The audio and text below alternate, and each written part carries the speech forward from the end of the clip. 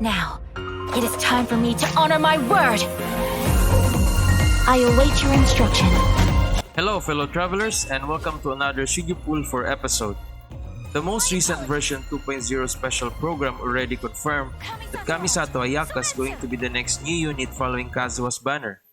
And arguably the most anticipated and perhaps also the longest awaited banner in Genshin Impact, people are probably just barely counting down the days until the big Inazuma update arrives so they can add her to their main team.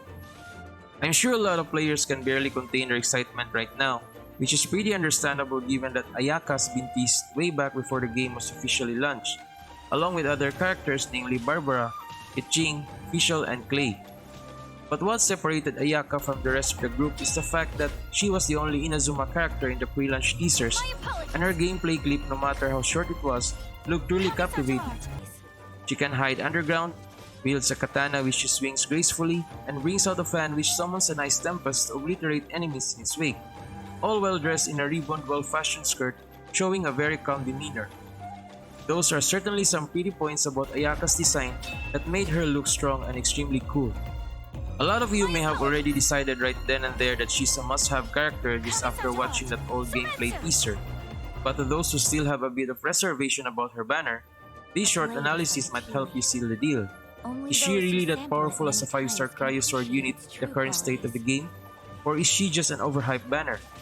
To be able to answer that more confidently, we have to analyze her gameplay, skill set, and her overall utility. Ayaka's gameplay is a mix of range and melee abilities. While her normal charge and plunging attacks deal melee damage, she has an alternate sprinting ability like Mona's, which allows her to traverse bodies of water with ease, disappear from sight, then reappear for chases and sneak attacks. Reappearing from sprint form also infuses Ayaka's sword with cryo and applies the cryo status to surrounding enemies for a short duration. Her elemental skill is an AoE cryo damage that launches nearby opponents, disabling them for a brief period. Ayaka's burst consists of a number of ice blades, which she creates by unleashing her blade fan. It has a long range, damage enemies with cryo repeatedly, and explodes when its duration ends. As a whole, Ayaka's skill set is a huge source of cryo damage, which is pretty good for a DPS if you consider that we are going to explore the Inazuma region. Judging from the footages and teasers alone, Inazuma being a region ruled by the Electro Archon must be a place swarmed by enemies with electro shields, electro-infused objects, and other weird stuff with electro affinities in general. We all know by experience that cryo damage is one of the most effective ways to deal with the electro element, so Ayaka being your main DPS should make your fights against bosses and mobs in Inazuma easier. Her sprinting ability is also very useful in explorations as it enables you to travel across huge bodies of water faster than just normal swimming. Since it's very possible that Inazuma mobs are modeled from Japanese references, they might be quicker and more evasive than their Mondstadt and Liyue counterparts, which makes Ayaka perfect for a freeze team composition to gain huge crowd control. Utilizing both frozen and melt reaction should be easy to set up if you have Ayaka mainly because of her mobility and 100% uptime potential in dealing cryo damage. Superconduct looks great on paper as well for the AoE cryo damage, but for the defense debuff, sprinting frequency needs to be reduced in order for her physical attacks to shine. Is Ayaka far superior than Ganya as a cryo main DPS? In terms of damage calculation, that might still be a highly contentious topic that needs some prior testing. Aside from that, there's still the matter of farming for artifacts, ascension, and talent materials before we can arrive at a definitive answer. But like most constellations and passives designed to improve utility and damage output, her overall DPS potential might equal or even surpass current top-tier units.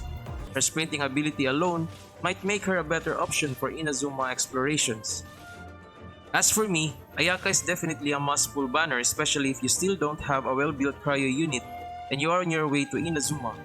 If you have a reliable cryo unit like Ganya or Rosaria, Ayaka's absence might not affect your damage output substantially, but your overall exploration time might become more challenging without her. Plus, it will be super immersive having to explore the whole region with an Inazuma native in your team like Ayaka or Kazuha if you have him. When version 2.0 drops, she will most likely be among the first Inazuma inhabitants making their appearance at the beginning of our Inazuma main questline, and that's really something to look forward to. Story-wise, Ayaka might play a pivotal role in the whole Inazuma arc, or at least you'll have a large play in it. His story quest might involve a lot of family stuff, and her struggle for self-improvement, which makes pulling her even more worth it.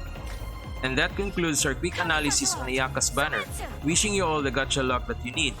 If you find this video helpful, don't forget to like and subscribe to my channel to show your support. Thanks for watching and see you on my next video. A blade is like a tea leaf. Only those who sample it many times can appreciate its true qualities.